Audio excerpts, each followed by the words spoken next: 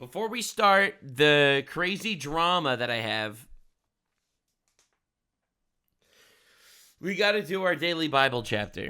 All right. I'm a simple man. We do our daily Bible chapter. All right.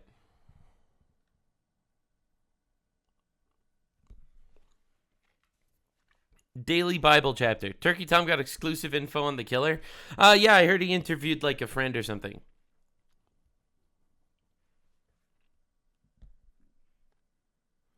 Nux, you love Ms. Kiff, and I know it, and Frogan. Yes. All right, so, let's go, baby. Let's see. Genesis 2. We're starting from the beginning. Thus, the heavens and earth were completed in their vast array.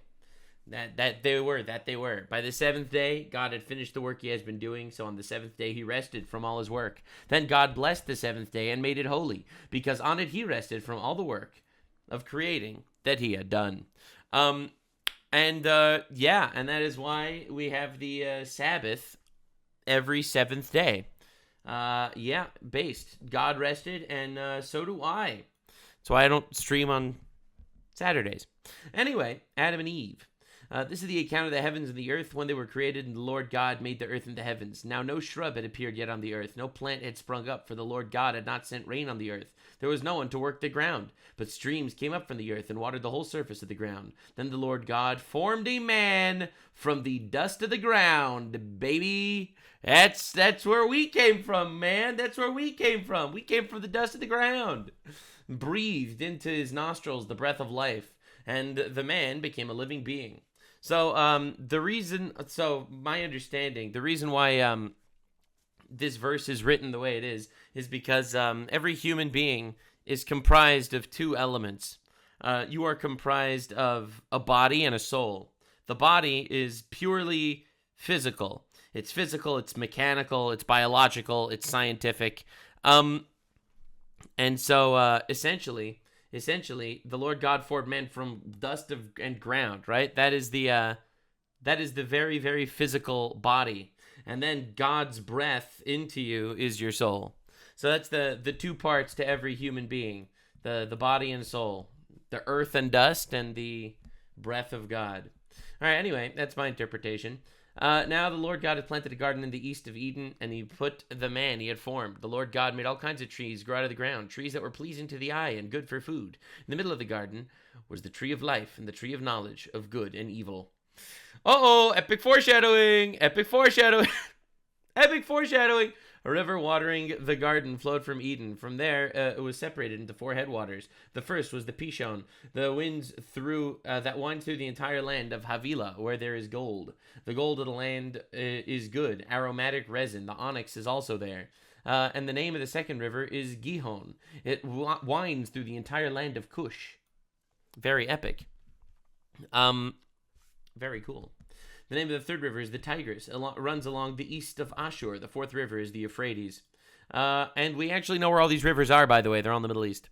Anywho, the Lord God took the man and put him in the Garden of Eden to work it and take care of it. And the Lord God commanded man, "You are free to eat from any tree in the garden, but you must not eat from the tree of knowledge of good and evil. For when you eat from it, you will certainly die." Epic foreshadowing! That's crazy. Epic foreshadowing. Oh, no. Someone in the chat just said, yeah, but he didn't die when he ate it. Well, death came into the world. He was going to be immortal, bro. He was going to be immortal. He died a few hundred years later.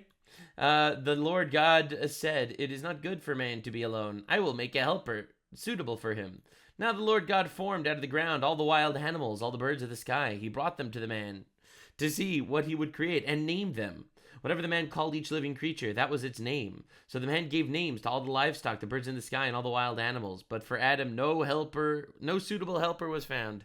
So the Lord God caused the man to fall into a deep sleep. While he was sleeping, he took one of the man's ribs and closed up the place with flesh. And then the Lord God made a woman from the rib.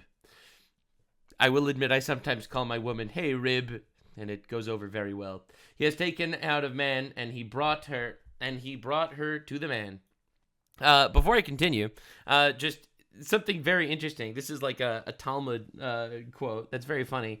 The way the Bible describes men is that men are made of earth and women are made of bone, right? Rib. So this is just such a funny analogy. So basically, earth could be molded, right? It's really easy to break and crumble, but also it's much easier to put it back together, right? So a man, you could piss off a man much easier and like get like a rage moment where the dude will freak out much easier. But he'll chill out faster. When you have two dudes, like one dude pisses off the other dude and then they beat the crap out of each other and then the next day they're best friends again.